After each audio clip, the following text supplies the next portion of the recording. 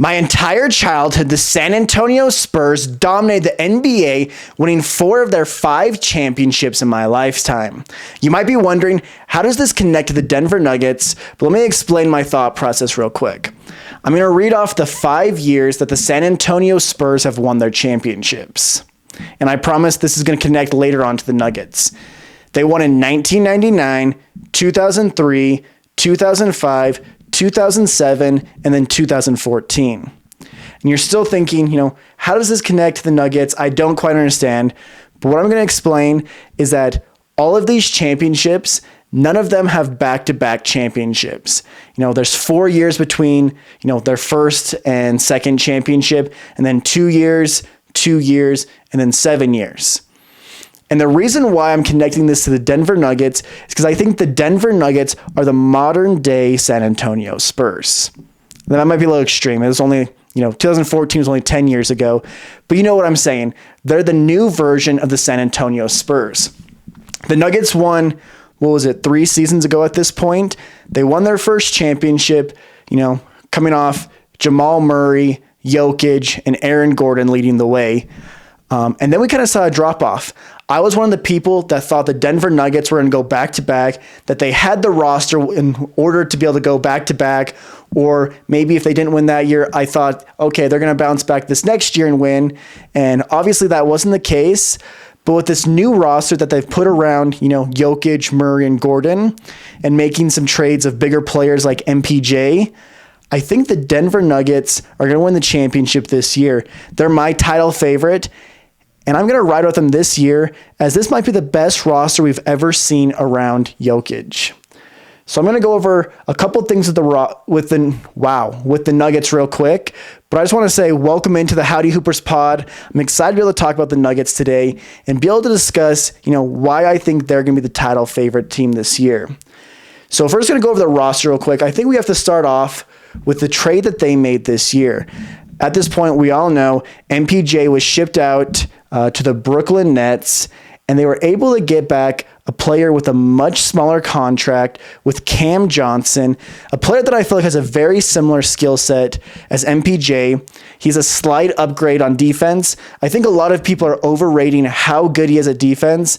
He's not the same defensive player that he was on Phoenix, but who knows? We might see a jump this year since he's not, the second or third best player on the roster like he was in the Nets. The Nets were kind of a weird situation where you didn't actually know who their best player was. There was Cam Johnson, Cam Thomas. Some people say, Cam Johnson was, some say Cam Thomas was, which is very confusing because they both have very similar names. But in this situation, he's at least, at the best, the 4th best player on the roster.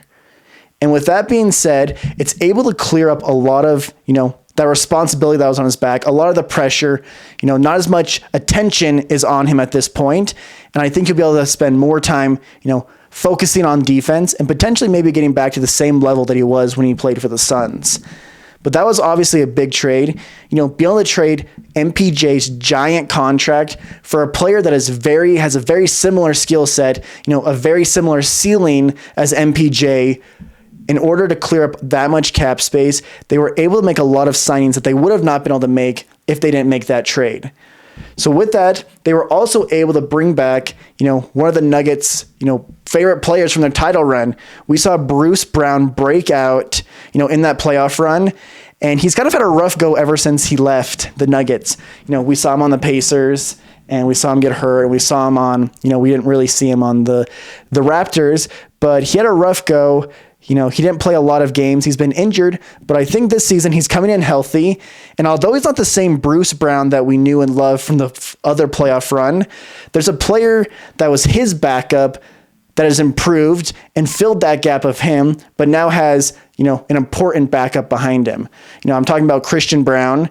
When he was on the Nuggets title run team, he was still really young. He was still figuring it out. If I'm not mistaken, I think he was a rookie at that point. And he was able to come in and be a great bench player, be the energy off the bench and provide a lot for the Nuggets. And now their roles have kind of swapped. Christian Brown is now the starter, and he's filling that role that Bruce Brown was. And Bruce Brown is able to come off the bench. Wow, this video has been really a big tongue twister with all these players that we're talking about that have similar last names. But Bruce is able to come off the bench, not as much pressure as it was when he was on the team, when he was a starter. So he'd be coming off the bench and just be able to fill those minutes that the Nuggets really desperately needed last season. The Nuggets, I would say, probably had the worst bench out of any team in the playoffs last year. And I can say that pretty confidently because if any of the starters subbed out, you were basically, just counting down the seconds until they were back on the court.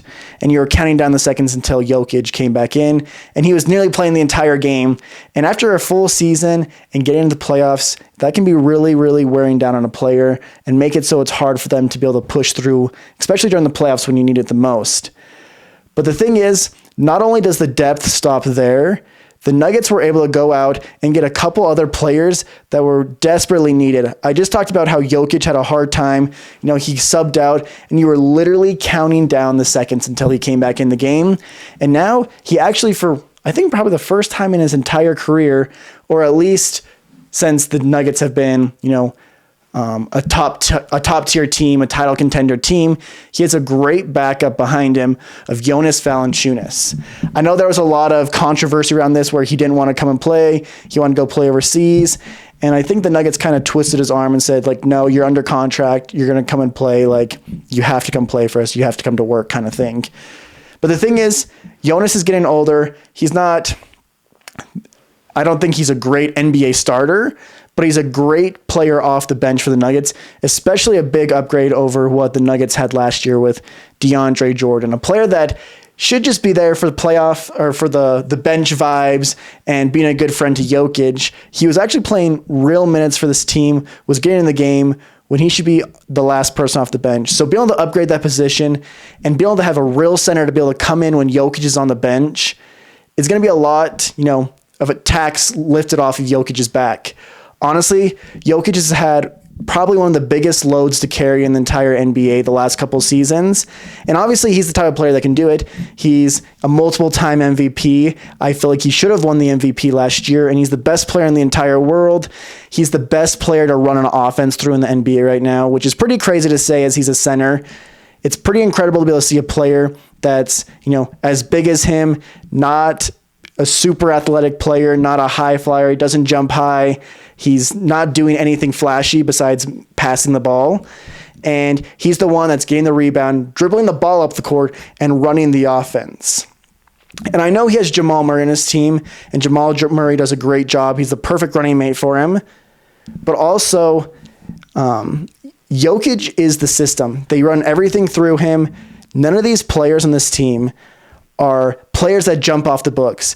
If Aaron Gordon wasn't on the Nuggets, if Jamal Murray wasn't on the Nuggets, if a lot of these players weren't in the Nuggets with Nikola Jokic, they wouldn't be nearly as good as they are. They're definitely benefiting from their situation, benefiting from having, the best playmaking big we've ever seen, and a player that is an offensive threat, and a player that can, get the rebound and immediately throw the ball down and get the break going. Even though he's not the quickest person, he's one of the best break starters in the entire NBA, and has a great motor for, honestly, how big he is. But I've talked about how I thought he was the MVP and the best. I think he's the best player in the world. I don't think he's going to have an MVP season. I think he's going to be the consistent numbers we've seen the last couple seasons. And with people having voters fatigue and not wanting him to win again, the thing is, I understand people not wanting the same player to win over and over again for entertainment purposes. But I think if you ask anyone in the world right now, anyone that I think that I would trust at least, they would say Nikola Jokic is still the best player in the world. And the thing is, the MVP doesn't necessarily mean who's the best player in the world. I also thought he was robbed when Joel Embiid won it. But even going back, the MVP isn't always given to the best player in the world. We see voters fatigue happen, all the time. We saw it happen with Jordan. We saw it happen with LeBron. We saw it with Kobe, different players like that. Voters fatigue settles in, and people don't want to see the same player winning over and over again. But Nikola Jokic is still the best player in the world. Moving on to Jamal Murray. If you watched me ranking the top 10 point guards in the NBA currently, I talked about how I thought Jamal Murray was going to be a first-time All-Star. And the thing is, I don't think he's going to make some big improvement. I don't think he's going to average 4 or 5 more points or do anything that is, remarkably different from what he's done in the last couple seasons. I think he'll start off more consistent this season. We'll see the normal Jamal Murray, where he started off slow last summer and had a really rough summer in the Olympics playing with Canada when he should have been like the second or third best player on that team. He was a player that was nearly unplayable in the Olympics, which is, pretty crazy because, it's not like it's a loaded team. Canada had a good team. They had solid NBA players, but he was the second best player on that team, and he was not even able to play hardly because he was coming off an injury from the playoffs before. And we saw that trend start in the beginning of the season. But as the season went on, we saw him get back to that same Jamal Murray. He didn't quite have the crazy playoffs we've seen in the past, like the bubble. I don't think we'll ever see, Jamal Murray like that again. But we've known Jamal Murray as a playoff riser. And I think we're going to see him get back to that the entire season this next year. And with the Nuggets having such a good roster, and in my opinion, going to be, probably the first or second seed in the Western Conference, the best conference in the NBA right now by far, as the Eastern Conference is so weak. Jamal Murray is going to be the second best player on a top 3 team in the entire NBA. And I think he's going to get his first playoff nod. That was a long explanation for me to talk about, saying that in that video, I talked about how I think Jamal Murray is going to be a first-time All-Star this year. If he doesn't make an All-Star team in his career, he might go down as the greatest player in NBA history to never make a playoff or make an All-Star team. He's kind of he's in a similar situation as Mike Conley. Everyone said Mike Conley was the best player in NBA history to never make the All-Star team, and then he finally sneaked in his second or third last season with the Jazz when he was quite a bit older. But Jamal Murray is quite a bit younger than when Mike Conley got it. But I think he's going to sneak in. I think he's only going to be a one-time All-Star, but I think this is the year he sneaks in. The Nuggets get 2 All-Stars, and Jamal Murray finally gets, something that he's been so close to getting for the last couple years for what seems like for a long time. But Jamal Murray is going to be there. He's the perfect running mate for Jokic. The thing is, the only thing that can hold this team back, in my opinion, is health. We've seen these players get hurt. We saw Aaron Gordon get hurt last year in the playoffs where he was barely even able to run up the court, still played in Game 7. But here's the thing. The Denver Nuggets last year, a roster that was dramatically worse, pushed the team that won the championship to 7 games. The Thunder basically stayed the same. Obviously, they have younger players, so you can see a little bit of progression from that. But the Nuggets got substantially better than they were the season before. So what's stopping them from dethroning the Thunder and being able to go to the finals, taking the Western Conference? And in my opinion, whoever wins the Western Conference is going to win the NBA championship, because the Western Conference is by far way better than the Eastern Conference. So having Jamal Murray there, the Nuggets are going to be able to push themselves to the top. And we're going to be able to talk about one of my favorite players in the Nuggets, and that is Aaron Gordon. Aaron Gordon last year was the second best player on the Nuggets. I talked about how Jamal Murray was coming off an injury, was struggling, but Aaron Gordon was able to come in and be exactly what the Nuggets need. He's one of those players that I talked about, how he benefits greatly from playing with Jokic, but he's the type of person that's perfect to play with Jokic. He's pretty smart for on the court, at least. I think sometimes he's not the smartest person off the court with things I've seen in interviews and different things. And I think he's just a funny guy. But anyways, I think he's the perfect guy. He plays the right style of basketball, smart style of basketball to play with Jokic, as he's a great cutter and he's able to knock down the corner 3, at a respectable rate, which makes it so teams have to respect him, anywhere he stands in the court. And I'm excited to see if he can play at that same level as he did last year and Jamal Murray get back to the normal Jamal Murray that we've seen all season long. I don't know how you can not expect this team to be able to give OKC or any team they play against a run for their money. But I feel like there's so many players I could talk about on this team. Talk talk about maybe the progression of Peyton Watson, or be able to talk about, Julian Strother or Tim Hardaway Jr., but I really don't feel like we need to. I feel like Tim Hardaway Jr. was another great addition to this team. He's one of those players that, he might come in some nights and he's on, because we know he's a very streaky player. When he's on, he might play, 20 minutes, 30 minutes, whatever, might play more because of that. But there's other nights where he might just play 8 minutes, and that's okay. You kind of need one of those players that come off the bench and can be a good wild card for a team to be able to push them over the top when they're in a slump. There's nothing better than when your starters are tired, it's the third quarter, it feels like the momentum's switching, and you have a player coming off the bench that is just throw up shots like they don't care, like they've got the F it mentality and they're just going to throw up shots. They're going to get their shots up. As a Jazz fan, I've seen that with Jordan Clarkson. He can come in. I'm sad to see him going on the Knicks. But Tim Hardaway Jr. is the same way. Could come in, he played a little bit in the first half, and in the third quarter comes in and hits 3 threes in a row. And then all of a sudden the momentum's shifted, and your team now has control of the game, and you're able to go on and win the game when it didn't feel like that because your team was sluggish, tired, whatever. The momentum had just switched the other way. And every good championship team needs a player like that. And that's one thing that the Nuggets definitely lacked last season was their bench depth, and they did a great job this offseason at addressing that. And I'm honestly really excited. This is going to be one of the teams I'm watching very, very closely all season. And, obviously when you pick someone as your title favorite, you watch them a little closer because, it's pretty bold to say, I think this team's going to win the NBA championship. When you put that emphasis on one team, you want to watch them pretty close because you want to be proved right.